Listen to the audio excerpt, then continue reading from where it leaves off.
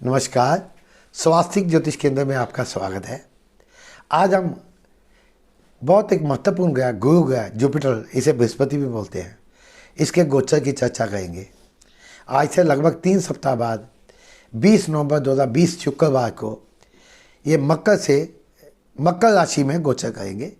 पहले ये धनु में चल रहे थे, अब मकर राशि में गोचर करेंगे। इस साल मार्च से जून के बीच में भी ये मकर में गए थे, वापस धनु में लौट आए थे, तब ये बकरी अवस्था में गोचर करके गए थे। अभी ये माघी अवस्था में वहाँ गोचर कर रहे हैं, धनु से मकर में। गुरु ग्रह बहुत बड़े भारी ग्रह में आते हैं। गुरु का मतलब होता है भारी, और हमने आगे कई वीडियोस में बताया कि जो ग्रह भारी होते हैं, देर से चलते हैं, स्लो चलते हैं, उनके दूरगामी प्रभाव अधिक होते हैं। जैसे शनि, वो एक पूरा सर्कल, पूरा 12 राशियों का गोचर 2.5 साल में पूरा करता है, उसका प्रभाव बहुत पड़ता है। राहु केतु 1.5 वर्ष में करते हैं, उनका प्रभाव भी बहुत है। गुरु उसके बाद आते हैं जो लगभग 13 महीनों में 12 राशियों का चक्कर लगाते हैं, इनका प्रभाव भी बहुत अधिक पड़ता है। जो सूर्य, बुध, शुक्र ये 1 महीने में गोचर कर देते हैं, तो इनका प्रभाव शॉर्ट टर्म में, तुरंत में ज़्यादा होता है, लॉन्ग टर्म चीज़ों में कम पड़ता है। चंद्रमा 2.25 दिन में ही गोचर कर देते हैं, उनका प्रभाव तुरंत आजकल की घटनाओं में ज़्यादा पड़ता है। बड़े जो करियर अपॉर्चुनिटीज़ लॉन्ग टर्म, उनमें कम पड़ता है। इसलिए हमारे ज़्यादातर जो ज्योतिष के लेख हैं, पेज हैं, लिंक्स हैं, उनमें जितना राशिफल लिखा जाता है वो चंद्र राशि से लिखते हैं, क्योंकि चंद्रमा मन का कारक है, उसके प्रभाव तुरंत ज़्यादा पड़ता है। लेकिन हम अपने पेज पर, जो हमारा फेसबुक पर पेज है स्वास्तिक ज्योतिष केंद्र, उसमें हम राशिफल भी लिखते हैं कि मुख्यतः लगन के अनुसार देखिए। लेकिन आपको लगन नहीं मालूम, राशि से भी चलेगा। सूर्य लगन, जहाँ सूर्य आपका जो डेट वाइज पश्चिमी सभ्यता में निकालते हैं, पश्चिमी ज्योतिष शास्त्र में, उसके अनुसार भी चलेगा। कईयों को कुछ नहीं मालूम, नाम से भी चलेगा, कुछ होगा। असली असर लगन के अनुसार हम लिखते हैं, क्योंकि ज्योतिष में जो कैलकुलेशन है, गणना है, वो लगन से होती है। राशि और रतन उपाय, राशि रतन और उपाय ये भी लगन से ही बताए जाते हैं, राशि से कोई संबंध नहीं होता, ये बार बार कहा। तो ये गुरु मकर में जाएंगे। गुरु ग्रह जो है कर्क में उच्च के होते हैं, मकर में नीच के होते हैं। इनका जब ये गोचर होगा नीच राशि में, एक चीज स्पष्ट कर दे, जो कि बहुत ज्योतिष या तो जानते नहीं या कहते नहीं, बहुत कम ज्ञान है। जब तीसरे, छठे, 11वें भाव का स्वामी नीच का होता है, तो ये आपके लिए अच्छा फल देता है। आमतौर पे नीच गया हुआ सब कहते हैं धड़ाधड़ खराब है, खराब है। आपके तीसरे, छठे और 11वें घर का स्वामी, तीसरा, छठा, 11वां लगन से गिनकर, वो अच्छा फल देने वाला है। अब मेष के लिए आते हैं। मेष के लिए ये 9वां भाव 12 भाव का स्वामी है, अब दशम में आया है। भाग्य भाव का स्वामी दशम में आया, बहुत बढ़िया करियर के एंगल से। नीच का है, थोड़ा कमजोरी है, लेकिन ये नौकरी में तरक्की देगा, घर जायदाद के मामले में बेहतरी देगा, माता के लिए बेहतरी लाएगा। लेकिन ये गुरु शनि की राशि में गए हैं, आपके लिए शनि के पाए, शनि का छाया दान कीजिए, पीपल के नीचे दिया जलाइए, काली उड़द आदि का दान दीजिए। बाकी लोगों के लिए शनि के जो पाए ध्यान रखें। आपके लिए मोटे तौर पे बहुत अच्छा है। गुरु को बल देने के लिए अगर आप एक पुखराज पहन लेंगे तो और अच्छा है।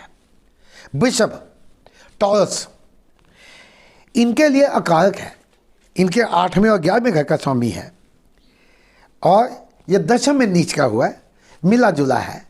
बहुत ज़्यादा बढ़िया तो नहीं है, लेकिन इतना खराब भी नहीं है, क्योंकि मकर में शनि भी बैठे हैं जो आपके योग का ग्रह है, उनका प्रभाव अधिक होगा।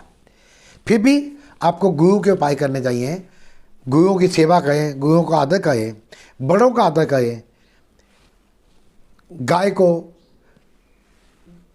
चने की दाल भिगो के खिलाएं, विष्णु भगवान को केले और लड्डू अर्पित करें, ये आपके लिए अच्छा होगा। और एक नीलम पहनना भी आपके लिए लाभदायक होगा।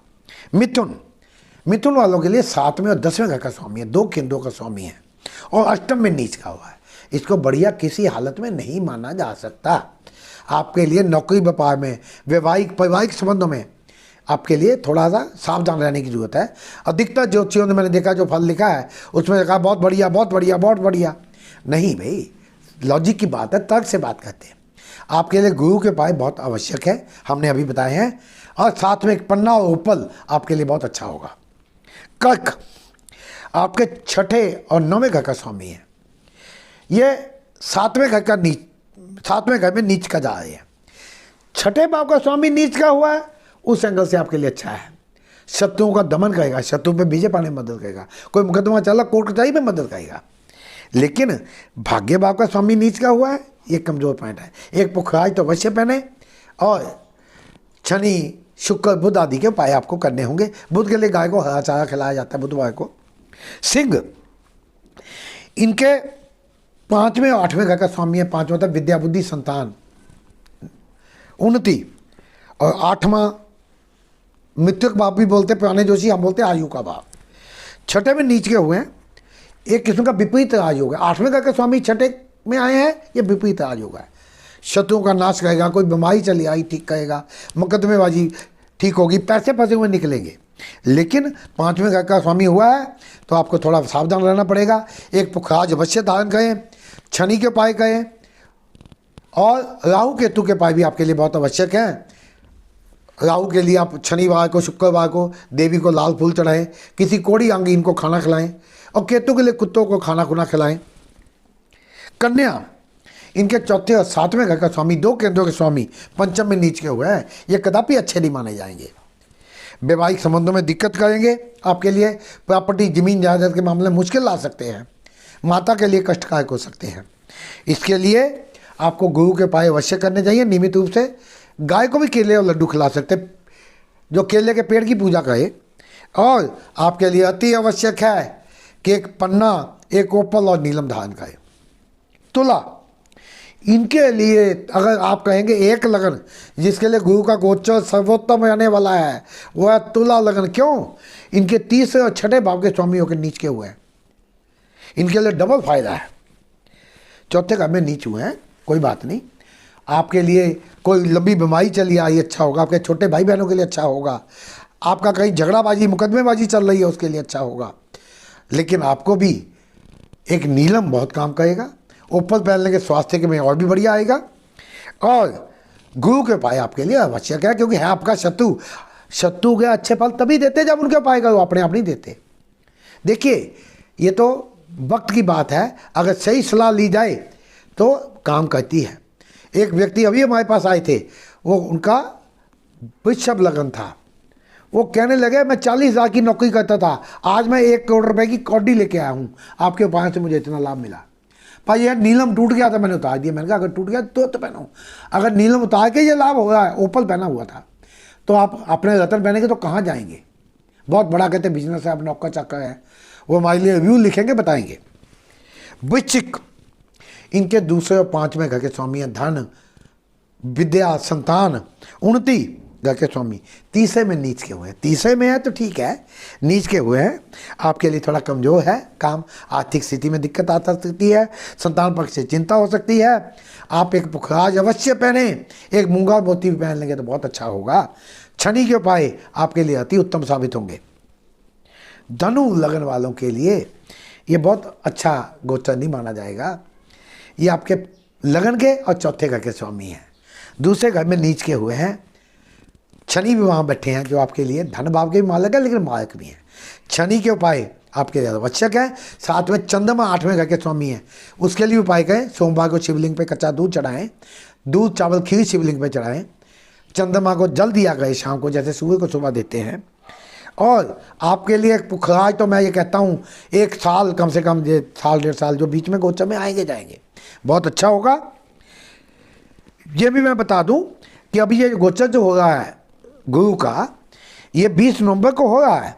ये 5 अप्रैल या 6 अप्रैल को फिर कुंभ में चले जाएंगे। कुछ पंचांग 5 अप्रैल बताए, कुछ 6 अप्रैल। फिर वहाँ से 15 सितंबर 2021 को वापस मकर में आ जाएंगे। फिर 20 नवंबर को फिर कुंभ में जाएंगे।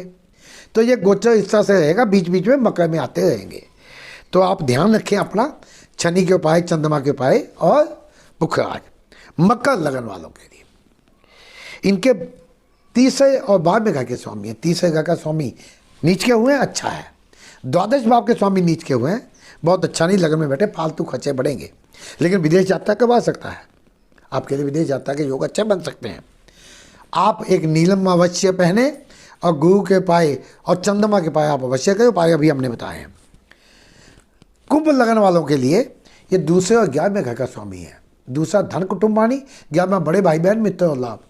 कुंडली में धन की एंट्री के 2 ही गेट बने हैं पॉइंट पैसे के लिए। उन दोनों की चाबी जो है आपके कुंडली में गुरु महाराज जी के हाथ में है, और वो आपके शत्रु व कारक ग्रह है। वो बाद में भाव के नीच के हुए हैं, सावधान हो जाएं। आप 1 लाख रुपया भी रोज का कमाएंगे तो 1,01,000 का खर्च तैयार मिलेगा। गुरु के पाए अवश्य करें। साथ में आपके लिए मंगल के पाए करने भी बहुत अच्छे होंगे। मंगलवार को सुंदरकांड पढ़ें, हनुमान चालीसा पढ़ें। और आपके लिए लग्नेश होकर 12 भाव में आए हैं। आप नीलम अवश्य पहने और एक ओपल अवश्य पहने। मीन आखिरी जो राशि है आपके लगन और आपके 10वें घर के स्वामी हैं, बहुत महत्वपूर्ण घर है। और नीच के लाभ स्थान में है, लाभ स्थान में अच्छा है, पर नीच के यहाँ थोड़ा गड़बड़ है। हालांकि ये अपनी दृष्टि सीधी आपके संतान भाव पे डालेंगे, कुछ हद तक चीज़ें अच्छी भी होंगी। तो आप एक पुखराज अवश्य पहने, एक मोती साथ में पहने। और शनि के पाए आपके लिए आवश्यक है। साथ में शुक्र और बुध के पाए भी करेंगे तो आपके कष्टों में कमी होगी, कोई गंभीर समस्या नहीं आएगी। तो गुरु का गोचर जो अभी ये भी आपने देखना है चीन और भारत के लिए कैसा होगा। भारत की वृषभ लगन है तो हमारे ये 8वें और 11वें घर के स्वामी हैं। चीन के लिए कुछ हद तक अच्छा, कुछ हद तक बुरा है। उनका मकर लगन है चीन का, उनके 30वें और 12वें घर के स्वामी हैं। लेकिन ये चीन को उकसाएगा। 30वां घर पराक्रम भाव है, लड़ाई का भाव है। लगन में बैठ के वो भी नीच का लड़ाई के लिए उकसाएगा, तो युद्ध का खतरा बना रहेगा। और ये हो सकता है चीन के लिए बहुत अच्छा वक्त ना हो, कुछ और भी कारण है। आने वाला कुछ समय चीन के लिए अच्छा बिल्कुल नहीं है। तो हम ये उम्मीद करते हैं कि ये गुरु का गोचर आप सबके लिए शुभ हो। आप हमारे पेज स्वास्तिक ज्योतिष केंद्र जो फेसबुक पर है उससे जुड़े और ज्योतिष संबंधी रोज राशिफल पंचांग आदि देखें, आपको नई नई जानकारियाँ मिलेगी। धन्यवाद।